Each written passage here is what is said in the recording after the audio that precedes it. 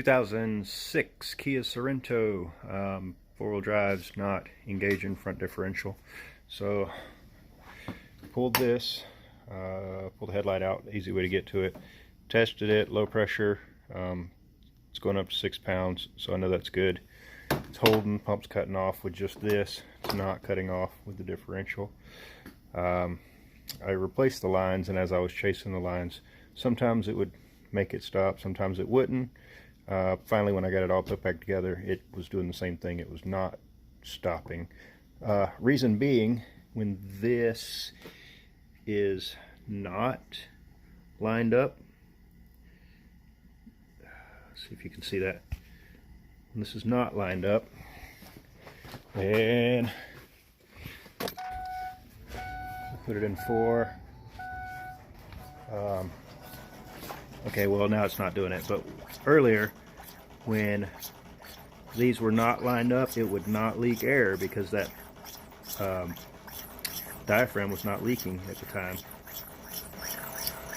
Now you can see it's really leaking now because that diaphragm, that seal in here is really bad. You can actually see it.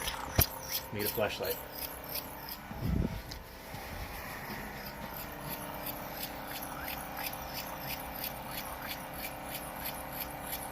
See it bubbling in the oil there.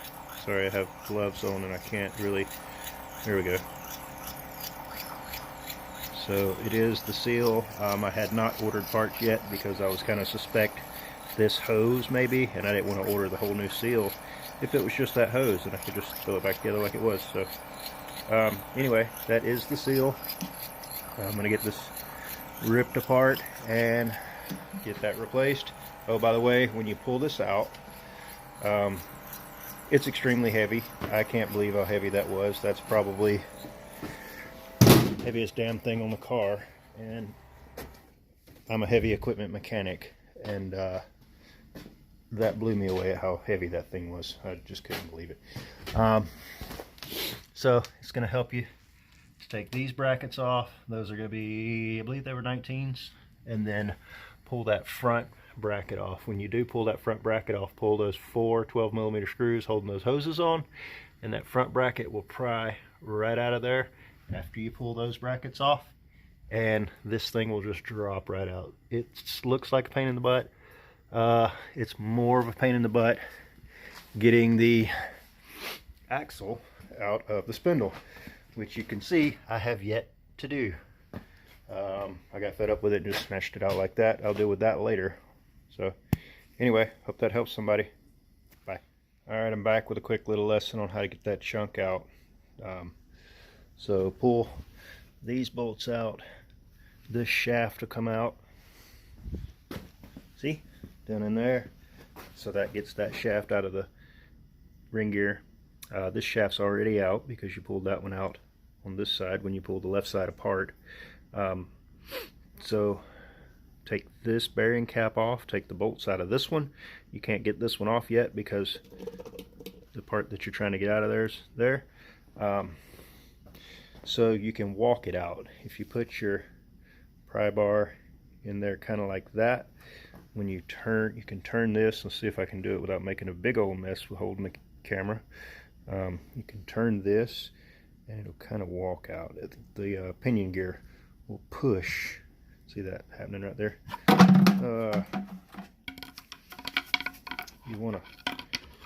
You're gonna have 2 hands, so it's gonna be a whole lot easier for you. But let's see if I can do this and show you.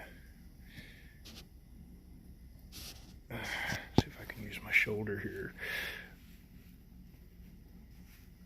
See how that's kind of riding, walking out of there just by, all I'm doing is turning the pinion gear over here, and that's gonna push that guy out of there. Okay, I'm gonna put my camera down before I make a big mess. But anyway, that's how you do that, and good luck. So the last step of pulling that out is going to be to turn it back with the pinion facing down, so you can get a good grip on this, and you'll just pull this straight up. Let's actually turn this away. You'll just pull that straight up, and when you do, your races and your spacers are going to fall out. So you're not going to be holding a camera when you do it. I guess I wasn't either. But anyway, pay attention to where your spacers and your races fall when you pull that pumpkin out, or when you pull that ring gear out. And it should go back together. Easy peasy. I'm just using a bar to keep it from flipping around on me. So had to get a little creative with the removal of the bearing. The bearing splitter wouldn't work because of these little tabs and this little guy here, and all that stuff was getting in the way. So 3-jaw puller, the axle nut, another bolt to fit in there, just stacking up stuff to close the gap. Pulled it right off of there. Doesn't look like I hurt it, so you could probably maybe get away with it if you were careful. It slid right off. It really wasn't that hard of a pull. I will probably go ahead and order new ones and replace them because I don't want to ever do this again. Up to you.